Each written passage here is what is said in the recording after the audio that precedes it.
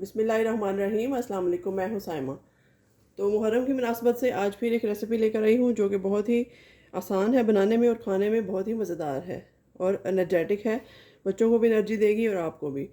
तो देखते हैं क्या बनाने जा रही हूँ। आज मैं बनाने जा रही हूँ मलीदा की रेसिपी, जो कि गेहूँ के आटे से बनेगा मुहर्रम मलीदा।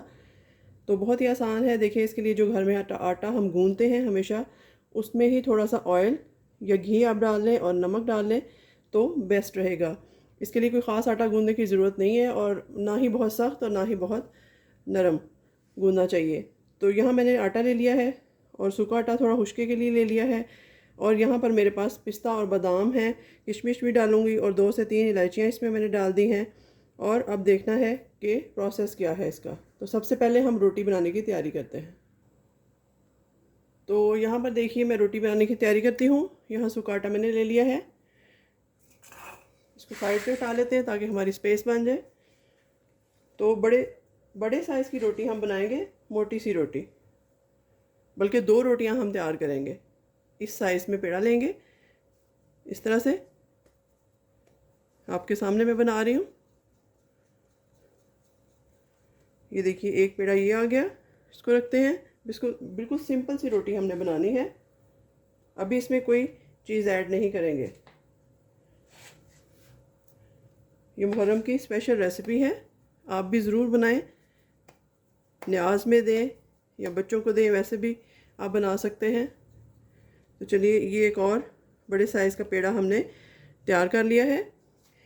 जितनी क्वांटिटी में आप बनाना चाहते हैं उसी तरह से आप और रोटियां इसकी बनाते जाएंगे। तो अभी मेरे लिए ये 2 रोटियां ही काफ़ी हैं, बाकी आटा मैं हटा देती हूँ।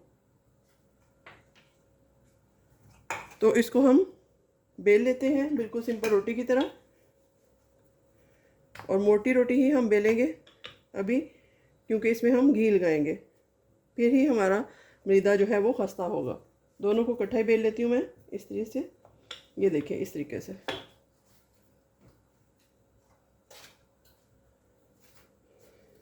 तो अब इसमें घी लगाऊंगी मैं। डालडा घी है, आपके पास देसी है तो आप देसी लगाएं, उससे ज़्यादा अच्छा बनेगा। और इसमें चीनी या गुड़ या शक्कर ऑप्शनल है, जो भी आप इसमें डालना चाहें, जो आपको पसंद हो वो आप डाल लें। तो इस तरह से इसको पराठे की शक्ल दे लेते हैं बल डाल के। ये पेड़ा आ गया, इसमें भी थोड़ा खुश्का लगाएंगे और इसको भी इसी तरीके से बल डाल के पेड़ा तैयार कर लेते हैं। ये देखिए, इस तरह से। अब इसकी मोटी मोटी सी रोटियां बेल लेते हैं दोनों।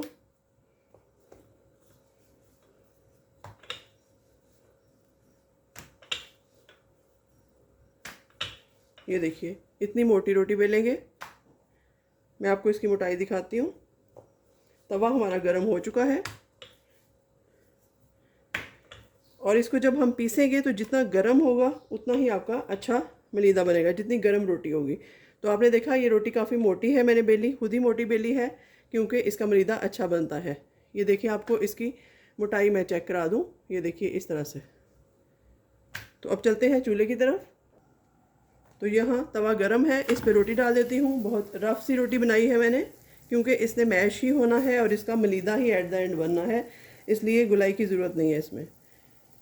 मीडियम टू लो हीट पे हम इसको पकाएंगे रोटी को। इसकी साइड चेंज करेंगे और थोड़ा थोड़ा सा ऑयल लगाते जाएंगे या घी, जो भी आपके पास है। मेरे पास डालडा घी है, अभी ये मैं लगा दूंगी ताकि खस्ता बने।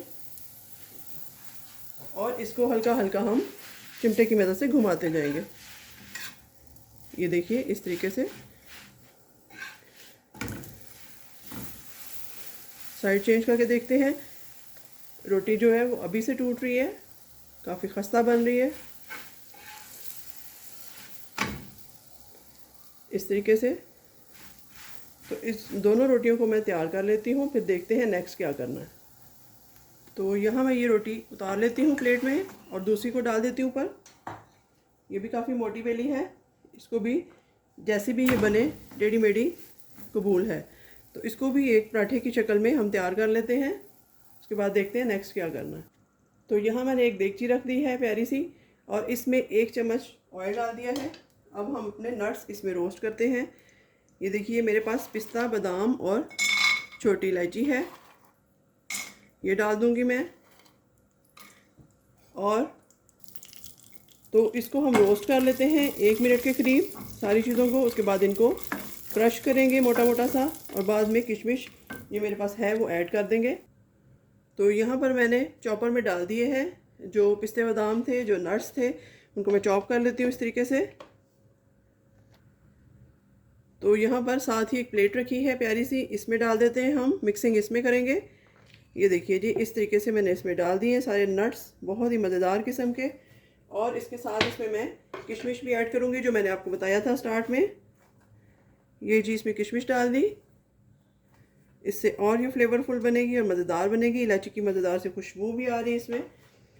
तो अब हम क्या करेंगे, इसी चॉपर में, इसी ब्लेंडर में हम अपने जो रोटी बनाई थी, ये मोटी सी रोटियां बनाई थी मलीदे के लिए, इसको गरम गरम डाल देते हैं छोटा छोटा करके, और इसको भी हम चॉप करते हैं।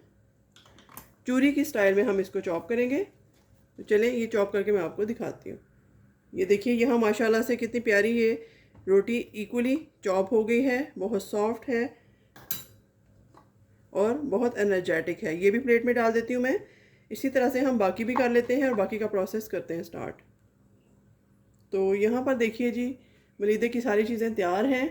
अब इसमें मैं देसी गुड़ या शक्कर ऐड करूँगी। अगर आप चीनी डालना चाहें तो आइसिंग शुगर, चीनी को ग्राइंड करके भी आप डाल सकते हैं। तो मुझे ये पसंद है और ये हेल्दी भी होती है, इससे फ़ैट भी नहीं बढ़ता, तो इसलिए मैं देसी शक्कर मेरे पास पड़ी हुई थी, ये मैं डाल दूँगी। अब इसको, इन सारी चीज़ों को हम मिला देते हैं, लेकिन उससे पहले थोड़ा सा ऑयल इसमें ऐड करेंगे, घी या देसी घी जो भी आपके पास है।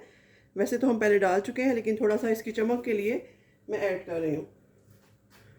तो चलिए नट्स को और मलीदे को और शक्कर को, सब चीज़ों को हम एक जान कर लेते हैं, फिर उसके बाद फाइनल लुक मैं आपको दिखाती हूँ। तो यहाँ पर हमारी रेसिपी तैयार है मज़ेदार सी। आप ज़रूर बनाइएगा मुहर्रम में, और मुझे अपनी दुआओं में याद रखिएगा। मिलते हैं किसी नई और अच्छी रेसिपी के साथ, तब तक के लिए अल्लाह हाफ़िज़।